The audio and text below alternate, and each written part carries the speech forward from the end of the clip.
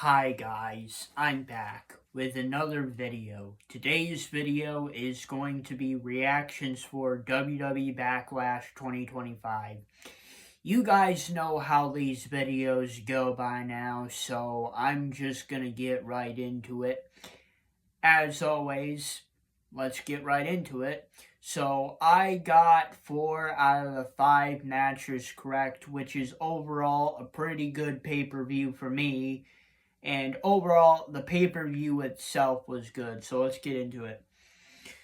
So the first match of the night is a fatal 4-way match for the WWE United States Championship. Jacob Fatu, the champion, versus LA Knight versus Drew McIntyre versus Damian Priest. Winner of the fatal 4-way match and still the WWE United States Champion, Jacob Fatu. And my prediction was correct. Jacob Fatu won. And I pretty much knew that when I predicted it. I was like, Jacob Fatu, he just won the championship a month ago. He won it at WrestleMania 41. Why is he going to lose the title so early? And why would he lose it in a fatal 4-way match? And I pretty much had the feeling that Jacob Fatu was going to win. He was the safe pick going into this match. He was the safe pick going out of this match. But overall, the match itself was great. You guys know how I feel on fatal 4-way matches by now. I am a big fan of them because they are a stipulation match. Anything can go on.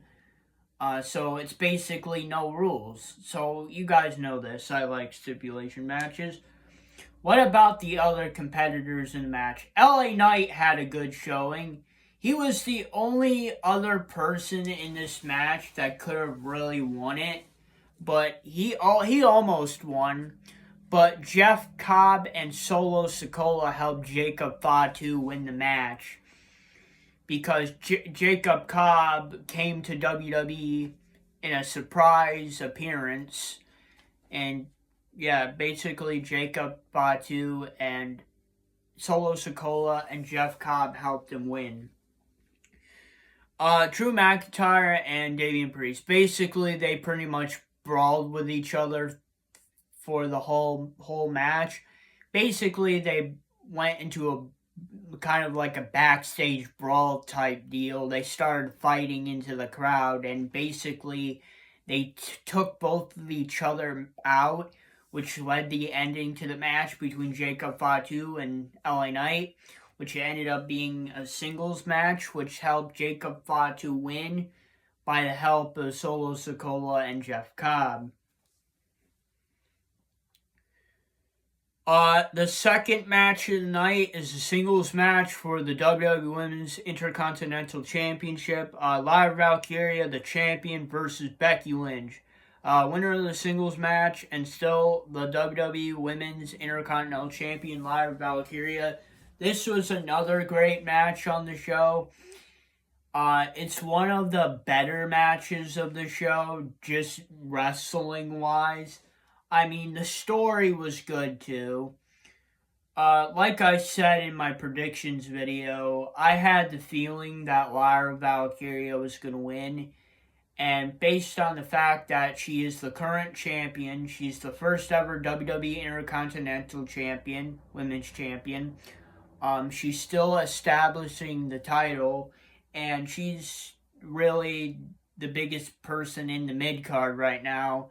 And I feel like having Becky Lynch win it just because she has never won the title, and a title that she's never won, is not a good reason for her winning the title.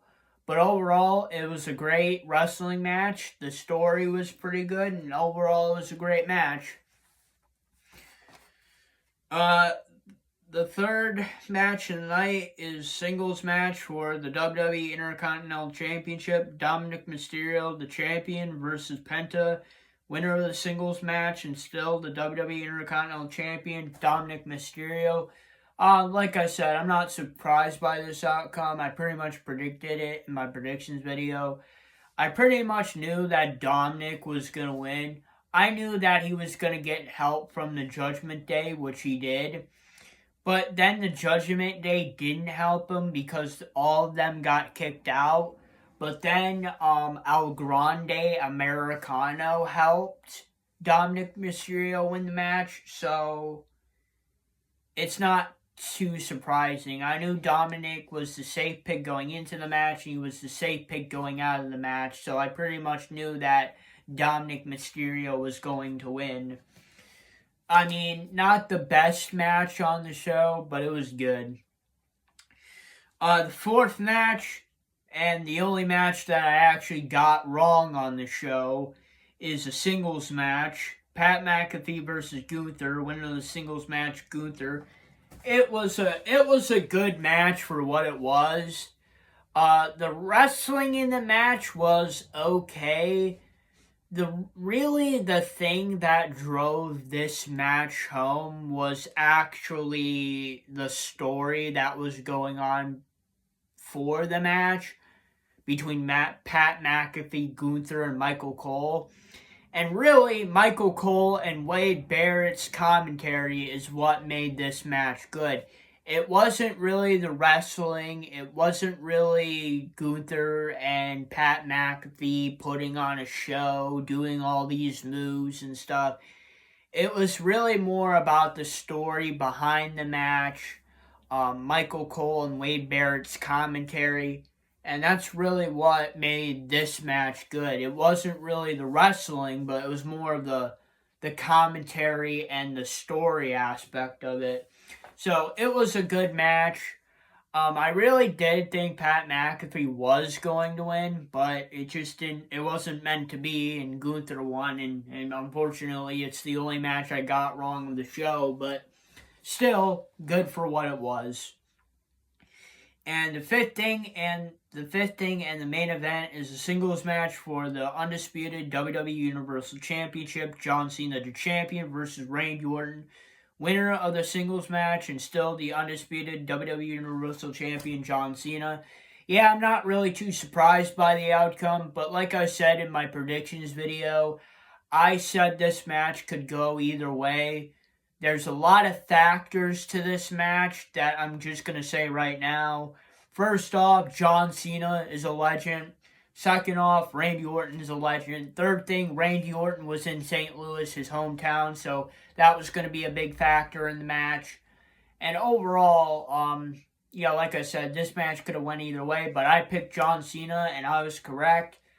John Cena was the safe pick going into this match. He was the safe pick going out of this match, but the future as John Cena staying the 17-time world champion, we don't know when he's going to lose the title.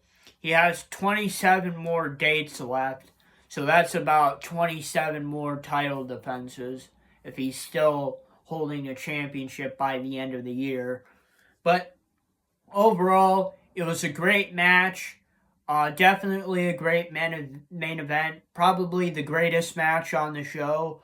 Overall, it was a great match by two great wrestlers, two legends of the business.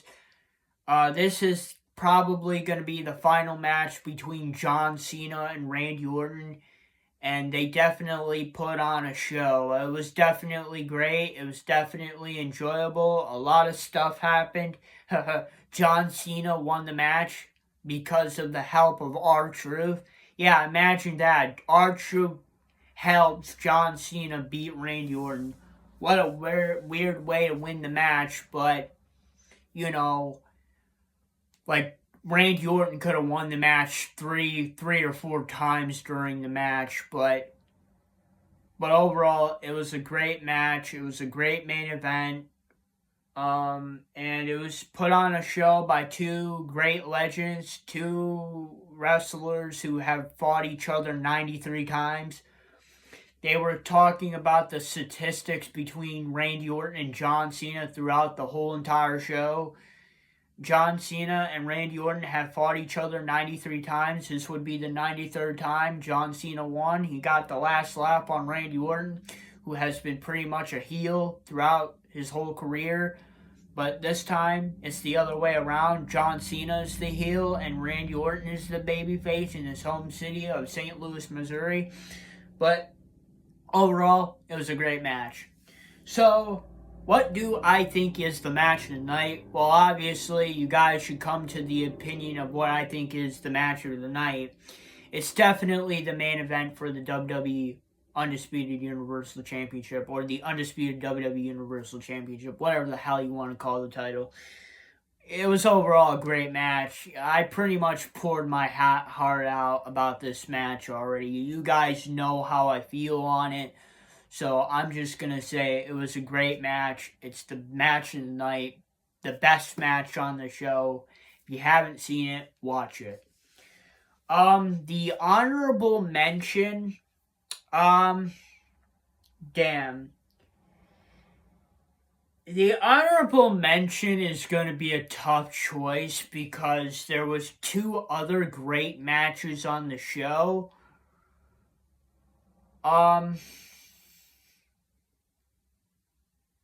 I don't want to be biased here, but here's what I'm going to say. I would say the the underdog match of the night is probably the singles match between Lyra Valkyria and Becky Lynch for the WWE Women's Intercontinental Championship.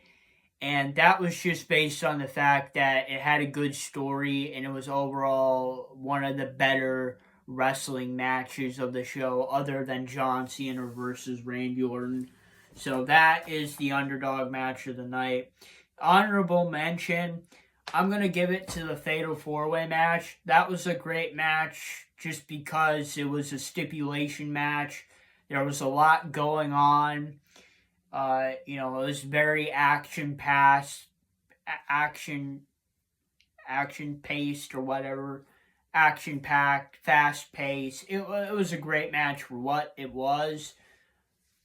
Even though I knew the outcome, it was a good match. So, great match. So, other than that, those are my reactions for WWE Backlash 2025. Please post a comment. What were your predictions and reactions for WWE Backlash 2025?